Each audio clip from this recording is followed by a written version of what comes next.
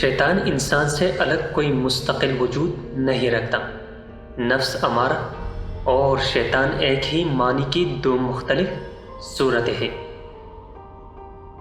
جاہل صاحب منصب جو درندگی کرتا ہے وہ 100 درندے بھی نہیں کر سکتے۔ پتھر موسم بہار میں بھی سرسبز نہیں ہوتا، خاک بن جا کہ تجھ سے رنگا رنگ پھول کھلے۔ پاک بازوں اور حق شناسوں سے مشورہ کرنا مفید رہتا ہے۔ اگر تم دوسروں سے محبت کے خواہاں ہو تو صرف محبت کا مطالبہ نہ کرو بلکہ خود ان سے محبت کرو۔ عدل کیا ہے؟ درختوں کو پانی دینا۔ ظلم کیا ہے؟ کانٹوں کی پرورش کرنا۔ جب تک ہوائے نفس تازہ ہے ایمان تازہ نہیں ہو سکتا۔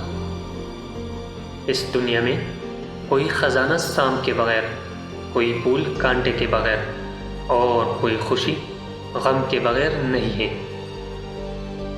جو شخص یہ کہے کہ ہر چیز حق ہے وہ احمق ہے، اور جو یہ کہے کہ ہر چیز باطل ہے وہ شقی ہے۔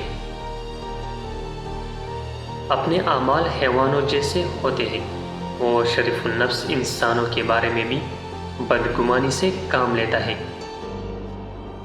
انسان پر اگر عقل غالب ہو تو وہ فرشتوں سے بڑھ جاتا ہے، اگر شہوت غالب ہو تو چوپائیوں سے بھی نیچے گر جاتا ہے۔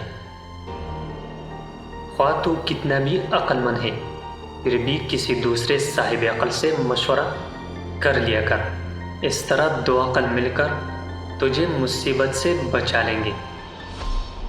ایمان کو دلوں کے صدق سے تازہ کرو، نہ کہ زبانی اقرار سے۔